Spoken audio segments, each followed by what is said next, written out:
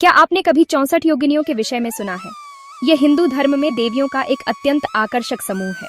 कल्पना कीजिए, एक नहीं अपितु संपूर्ण 64 शक्तिशाली देवियां एक साथ। ये दिव्य नारियां रहस्य और प्राचीन ज्ञान से आच्छादित हैं। ये सदैव उन मुख्य कथाओं में नहीं मिलती जिन्हें हम सुनते हैं, किंतु कुछ परंपराओं में इनकी उपस्थिति अत्यंत गहन और महत्वपूर्ण है। इनके विषय में जानने से हिंदू चिंतन के एक भिन्न पक्ष का द्वार खुलता है। ऐसा पक्ष जो स्त्री शक्ति को उसके विविध रूपों में उत्सवपूर्वक स्वीकार करता है। कुछ रूप तो अराजक और अनियंत्रित भी हैं। वे एक प्रबल शक्ति का प्रतिनिधित्व करती हैं, एक ऊर्जा का मंडल जिसे शताब्दियों से पूजा जाता रहा है, प्रायः शांत एकांत स्थलों पर। योगिनियों का महत्व उनकी सामूहिक शक्ति और प्रकृति की मौलिक शक्तियों से उनके अद्वितीय संबंध में निहित है। उन्हें प्रायः रक्षक, पवित्र स्थलों की संरक्षिका और गुप्त ज्ञान की संरक्षिका माना जाता है, ऐसे संसार में जो प्रायः व्यक्तिगत देवी देवताओं पर केंद्रित रहता है। योगिनियां हमें समुदाय और साझा ऊर्जा की शक्ति का स्मरण कराती हैं। वे केवल कोमल सौम्य स्वरूप नहीं हैं, वे भयानक, प्रबल और सर्वस्व परिवर्तित कर देने वाली भी हो सकती हैं। यह उग्रता तथापि केवल विनाश के लिए नहीं है, अपितु प्रायः नकारात्मकता का नाश करने और भक्तों को आध्यात्मिक जागरण की ओर ले जाने के लिए होती है। उनकी उपासना दिव्य स्त्रीत्व को एक बहुआयामी शक्ति के रूप में समझने का प्रतीक है। 64 योगिनियां शक्ति से गहराई से संबद्ध हैं। वे परम दिव्य स्त्री ऊर्जा हैं जो संपूर्ण ब्रह्मांड में व्याप्त है।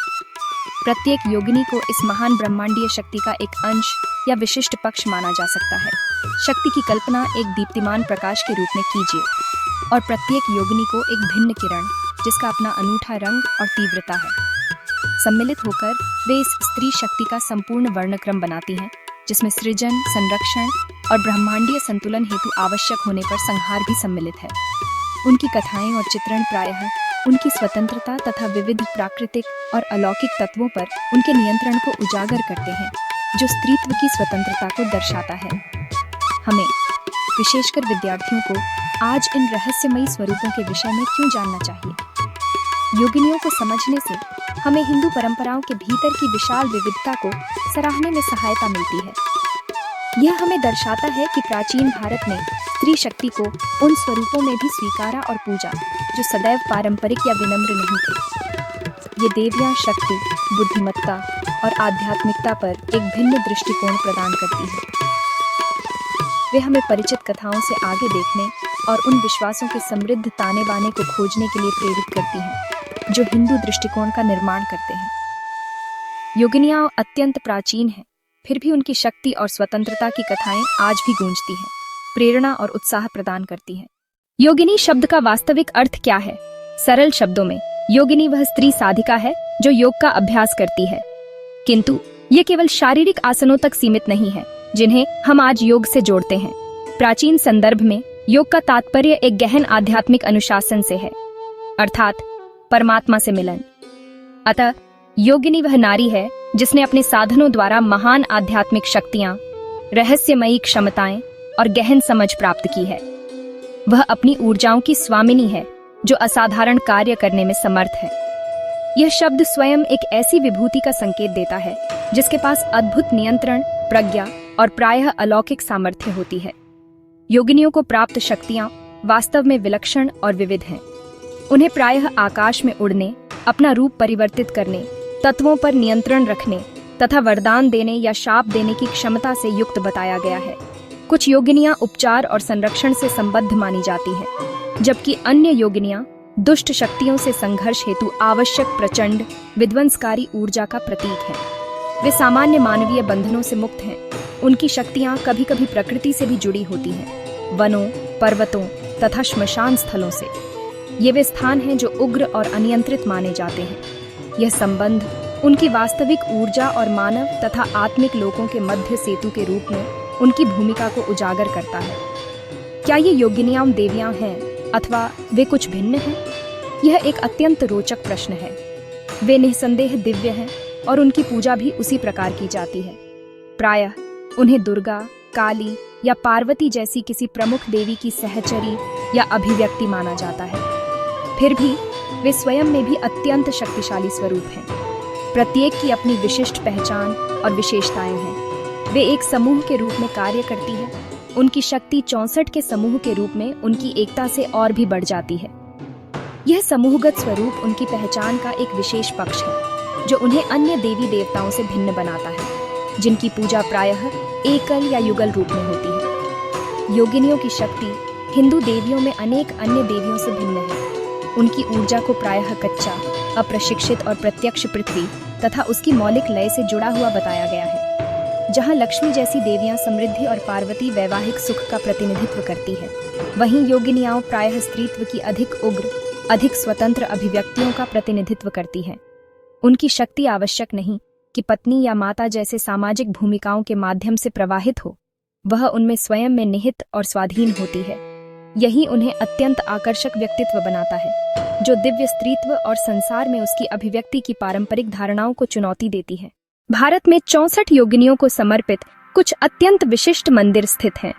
ये वे मंदिर नहीं हैं जिन्हें आप सामान्यतः देखते होंगे। सर्वाधिक प्रसिद्ध मंदिरों में से एक है हीरापुर में स्थित 64 योगिनी मंदिर, भुवनेश्वर, ओडिशा के समीप, तथा एक अन्य महत्वपूर्ण मंदिर रानीपुर झरियाल में स्थित है, जो भी ओडिशा में है। मध्य प्रदेश में भी विशिष्ट योगिनी मंदिर विद्यमान हैं, जैसे कि खजुराहो में तथा एक भेड़ा घाट में जबलपुर के समीप। ये स्थल प्राचीन हैं, कुछ तो 9वीं या 10वीं शताब्दी के हैं, तथा इनमें गहन प्राचीनता और आध्यात्मिक शक्ति की आभा विद्यमान है, जो विद्वानों और भक्तों दोनों को आकर्षित करती है। इन योगिनी मंदिरों को वास्तव में अद्वितीय बनाने वाला तत्व है इनकी वास्तुकला। इनमें से अधिकांश गोलाकार संरचना में निर्मित हैं, और महत्वपूर्ण बात यह है कि वे आकाश की ओर खुले हुए हैं। इन्हें निरावरण मंदिर कहा जाता है, अर्थात इनकी कोई छत नहीं होती। कल्पना कीजिए, पत्थर से निर्मित एक गोलाकार घेरा, जिसकी भीतरी दीवार पर प्रत्येक 64 योगिनियों के लिए विशिष्ट स्थान निर्मित हो। यह मुक्ताकाशीय संरचना जानबूझकर अपनाई गई है। ऐसा माना जाता है कि यह ब्रह्मांड, आकाश, तारों और प्राकृतिक तत्वों से प्रत्यक्ष संबंध का प्रतीक है। यह उपासना की ऐसी विधि का संकेत देता है जो संभवतः प्रकृति और संपूर्ण ब्रह्मांड के चक्रों के साथ अधिक सामंजस्यपूर्ण थी। इन गोलाकार दीवारों के भीतर प्रत्येक 64 योगिनी को उसकी अपनी विशिष्ट कक्ष या आलय में प्रतिष्ठित किया गया है। मूर्तियां सामान्यतः शिलाखंडों से तराशी जाती हैं, और प्रत्येक योगिनी को उसके अपने विशिष्ट स्वरूप, मुद्राओं, वाहन और कभी-कभी शस्त्रों के साथ दर्शाया गया है। कोई भी दो योगिनियां पूर्णतः एक जैसी नहीं है, जो इस दिव्य समूह के भीतर निहित विविधता को दर्शाता है। गोल घेरे के केंद्र में प्रायः एक मुख्य वेदी होती है, जो शिव जैसे किसी देवता को समर्पित हो सकती है, विशेषकर उनके उग्र रूप भैरव को अथवा कभी-कभी किसी प्रमुख देवी को। यह केंद्रीय प्रतिमा प्रायः उस शक्ति का प्रतिनिधित्व करती है जिसके चारों ओर योगिनियां एकत्रित होती हैं।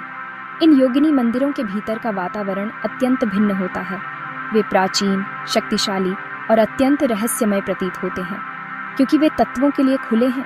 अतः प्रकृति की शक्तियों के साथ प्रत्यक्ष संपर्क का अनुभव होता है। ये केवल शांत, निष्क्रिय प्रार्थना के स्थल नहीं है। ये ऊर्जा के केंद्रों के समान प्रतीत होते हैं, जहाँ कोई शक्तिशाली आध्यात्मिक तरंगों से जुड़ सकता है। गोलाकार संरचना स्वयं ही एक घेराव और एकाग्रता का अनुभव कराती है, ध्यान को भीतर केंद्र की ओर तथा ऊपर खुले आकाश की ओर आकर्षित करती है।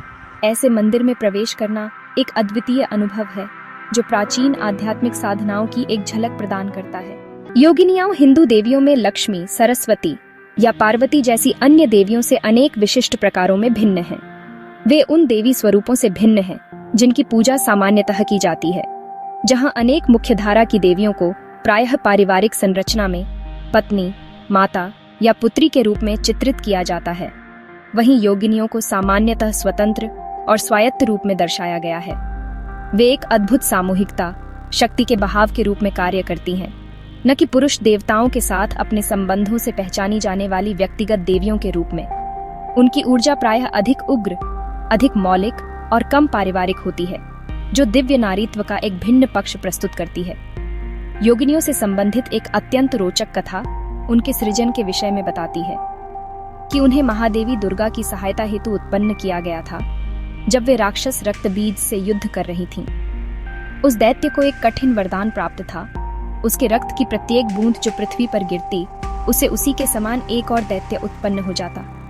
जैसे ही दुर्गा उससे युद्ध करती रही, रणभूमि असंख्य रक्त बीजों से भर गई।